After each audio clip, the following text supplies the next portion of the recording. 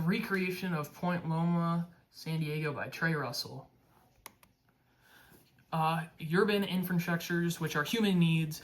We have some residential zones, we have one residential zone, which we're going to create more, that is on this little island you can see. And then we're going to also, and the reason being is because we kind of want to keep houses away because we want to almost kind of start building here, but also build a little bit in here. But in the meanwhile, we want to keep all this environment pretty much to the animals and the culture, and all that. So, and then we have a school and university. We just thought, okay, this school is going to be more science related. And when you think of science, of course, you get water, ponds, which also can be a thing where they can almost do research with these waters, this pond, and then the ocean as well. Roads and highways, as you may see, the roads are a little bit more spread out, which I really like because it gives more room. We can go still pretty much farther places, but instead of a smaller, condensed, and a lot more roads in certain and everywhere, we decided to go with bigger roads, more spread out, so therefore our environment and all of our animals that live in this area will have more room and produce more of their species. Water treatment plants, we decided to put one over here so that, let's say if it rain, let's say right here, if you heard of course the water cycle, it flows up into the clouds and then it rains down. So that's why we thought this would be a really good place. Water on both sides of the island, and then also the morning mist of California. We thought that would be a really good idea. Right here we have public transportation, the yellow. We decided that if we park cars here that are going to the airport, it would give us more of a less traffic and less dangerous, of course, to go to the airport. Therefore, we move on to ecological features, which are wildlife protections. We have rapid corridors, which we decided to put one right here. We also are thinking about putting another one right there because they're already built in the shape of of how a rapid corridor would be. I don't know if I'm saying that right. I'm sorry if I am not. But we also have wildlife crossings. These wildlife crossings are mostly the green areas that you see. We decided to do that there since this land that we had before, it was all green, so we decided to make like trails there and all that, which will lead us into our other one later on. Our seasonal wetlands or ponds, we have a pond right here. This is a great place to have a pond, and this is also another reason why we built the university there, because for research purposes they can do some research in the pond, just see all those species that live there and how pretty much how they live.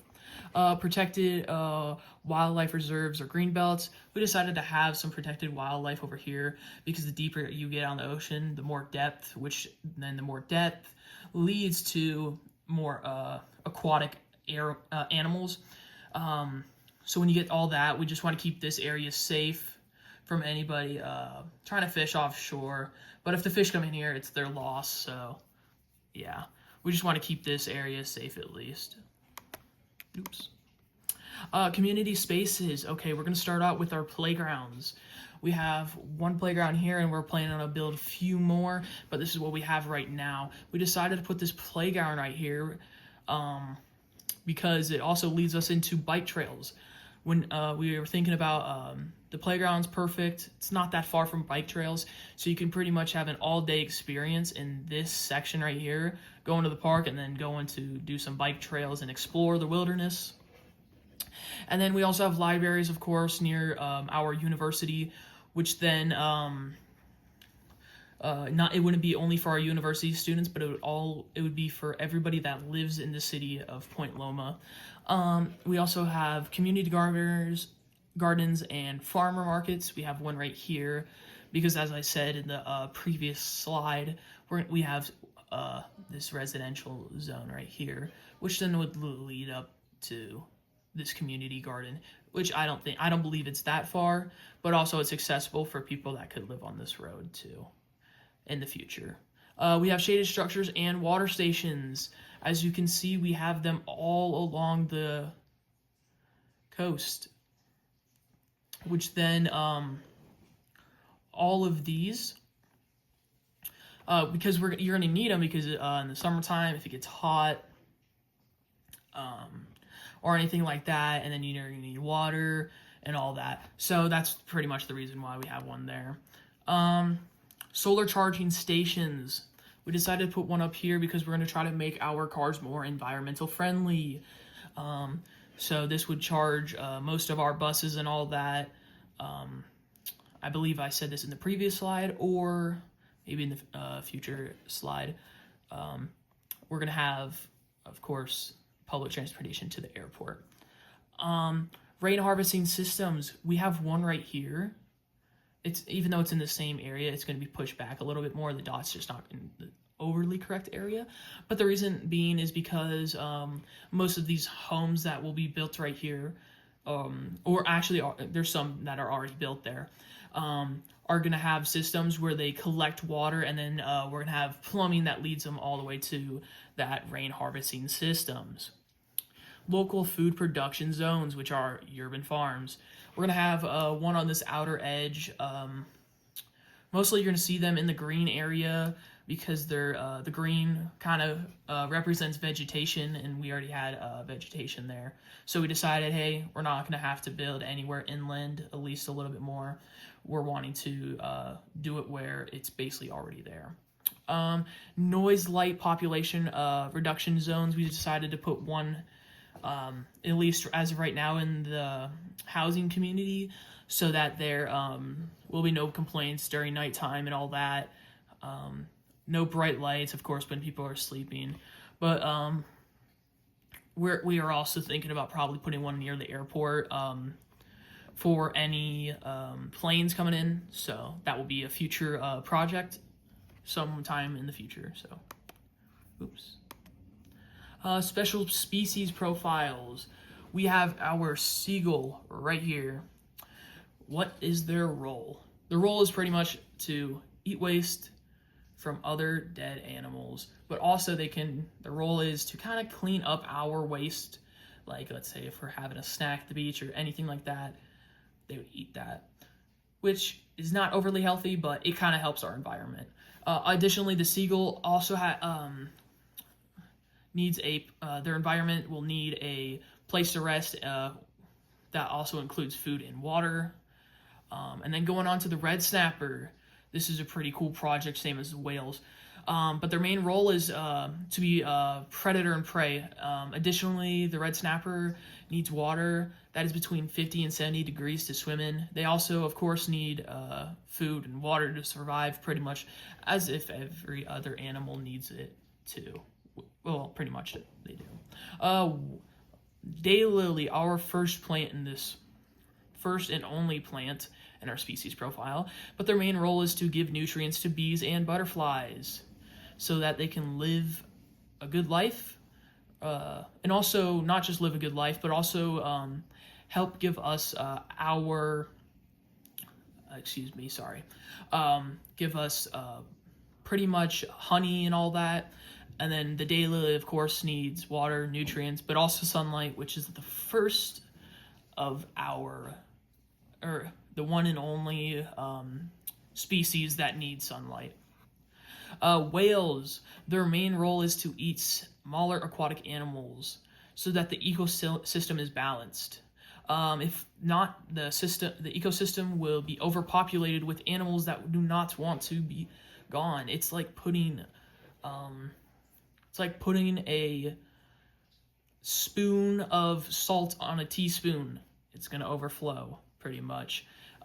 Besides, of course, besides, the whale also needs food and water and oxygen to survive. Let me explain what we will be doing to help the city with this animal, and city with natural things going on. Our city will protect the gene flow by creating more gardens for the daylilies. So as you saw on the outer edge where the gardens were and the farms, that's where the daylilies would go. But we'd also create more extending down south. We would also create a pond-like structure to keep the red snappers. As of right now, we are planning on to build a pond-like structure near that current pond we have right there near the school. But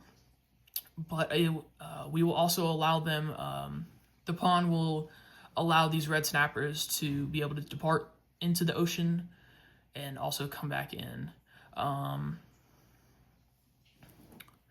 Then we would build a place where the seagulls can rest and have food when needed.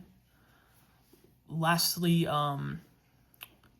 we would do the same thing with the whales, pretty much as the red snappers, but make it a little bit of a different area, and also make it accessible to people to come and admire the whales because they're a very unique type of species.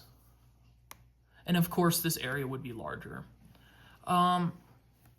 Our design, some examples of how I applied my knowledge would be understanding what each and every word or phrase meant, so therefore I was able to understand where I should place these dots, of course.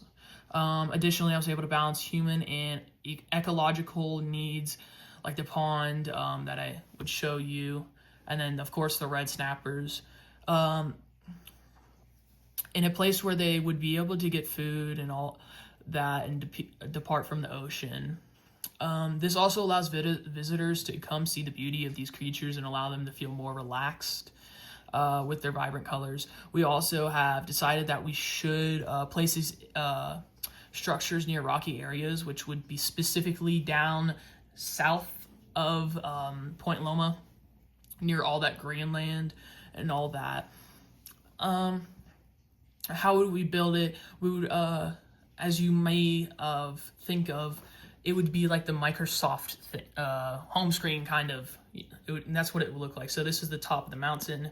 You have rocks coming all the way down here. You have like a little beach on this area at least. And then we would have stairs coming all the way down. And then we would have that little structure for the whales and the red snappers.